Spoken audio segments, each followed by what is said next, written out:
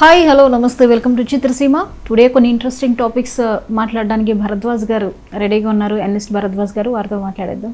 Hello sir. Hello sir. అందరూ wait చేసిన time వచ్చేసింది.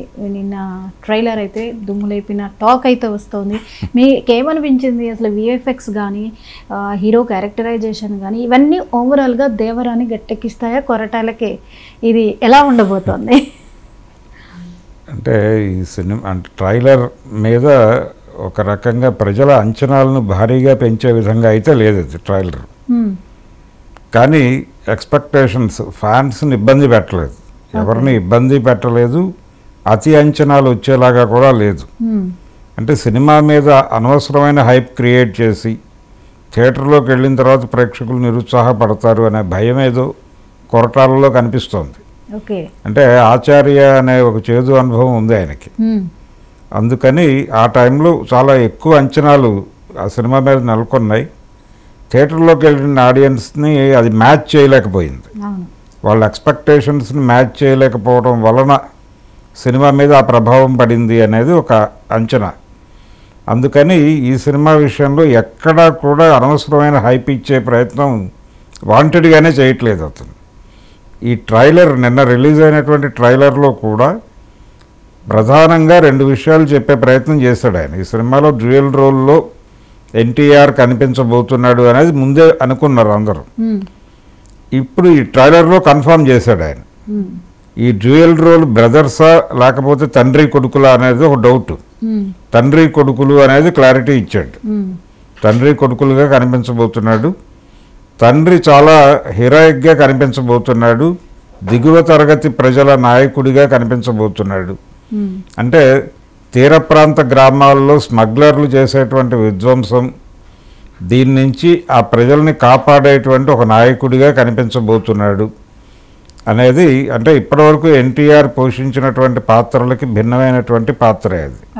దేవరా క్యారెక్టర్. ఈ దేవర కథ అని ప్రకాష్ రాజుతో వాయిస్ ఓవర్తో ఆయన ట్రైలర్ ఓపెన్ చేశాడు.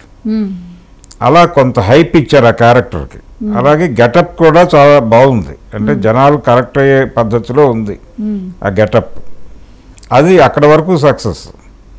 అలాగే డైలాగ్స్ పరంగా కూడా డైలాగ్స్ కూడా చాలా సెటిల్డ్గా నడిచినాయి. అంటే మనిషి బతకడానికి ధైర్యం కావాలి, కానీ చంపేంత ధైర్యం అవసరం లేదు. ఒకవేళ చంపేసేంత ధైర్యం ఉంటే ఆ ధైర్యాన్ని చంపేసే భయాన్ని అవుతాను నేను అంటాడు. అది బాగా కనెక్ట్ అయింది జనాలకి. ఇలాంటివి. అలాగే విలన్ క్యారెక్టర్ వైపు నుంచి కూడా అంటే దేవరని చంపాలంటే కేవలం టార్గెట్ చేస్తే సరిపోదు, ఒక కొత్త ఆయుధం కావాలి అనే డైలాగ్ ఒకటి పెట్టాడు. ఇలా కొంత డైలాగ్ మీద ట్రైలర్ నడిచింది కానీ ఎక్కడా ఓవర్ ఎక్స్పెక్టేషన్స్కి అవకాశం లేకుండా జాగ్రత్త పడ్డాడు. ఇప్పుడు వ్యూస్కి సంబంధించి కూడా అబవ్ యావరేజ్, అది 5th ప్లేస్లో నడుస్తుంది ఇప్పుడు ట్రైలర్. ఆయన అలాగే నడవాలనుకున్నాడు, అలాగే నడుస్తుంది ఇది. అలాగే ఎన్టీఆర్ ఒక మాట చెప్పాడు ఈ ట్రైలర్ రిలీజ్ సందర్భంగా జరిగినటువంటి కార్యక్రమంలో. ఆయన మాట్లాడుతూ చివరి 40 నిమిషాలు సినిమా నెక్స్ట్ లెవెల్లో ఉంటుంది అనే మాట ఒకటి చెప్పాడు ఆయన. అది చెప్పడం వలన అంటే ఇప్పటి వరకు జరుగుతోంది ఏంటంటే ఈ 2 భాగాల సినిమాల మీద ఒక గొడవ ఉంది.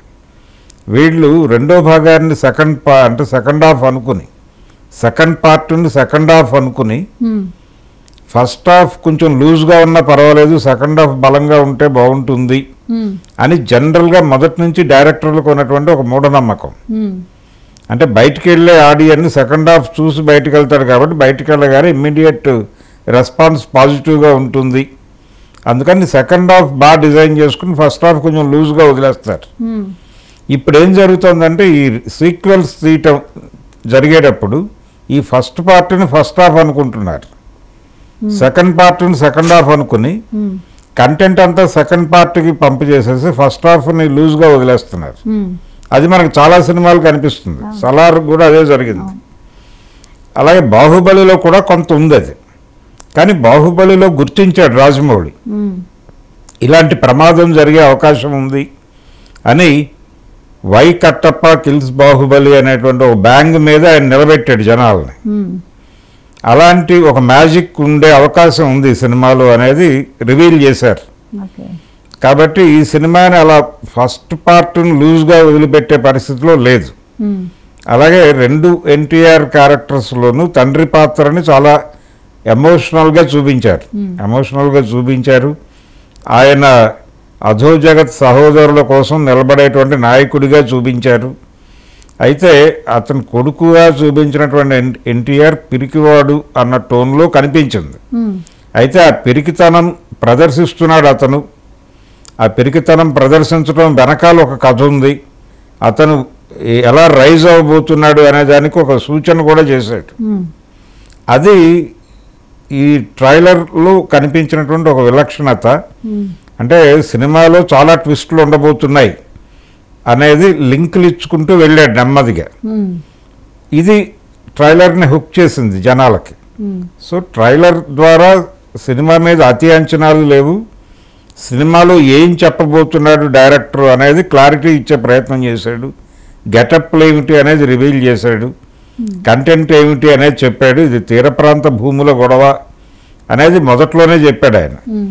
దీనిలో అంటే ఆంధ్రప్రదేశ్లో జరిగినటువంటి అనేక సామాజిక ఘర్షణలు, కులపరమైన ఘర్షణలు, కారంచేడు, చుండూరు లాంటి ఘర్షణలు, ఇవన్నీ వాటి నుంచి కూడా కొంత కంటెంట్ని తీసుకుని సినిమాలో వాడేటువంటి ప్రయత్నం చేశాడు ఆయన. అంటే పొలిటికల్ ఫ్లేవర్ తగలకుండానే ఆయన దీన్ని డిజైన్ చేసుకుని ఉండొచ్చా? అంటే కొరటాల శివకి పొలిటికల్ ఐడియాలజీ ఉంది.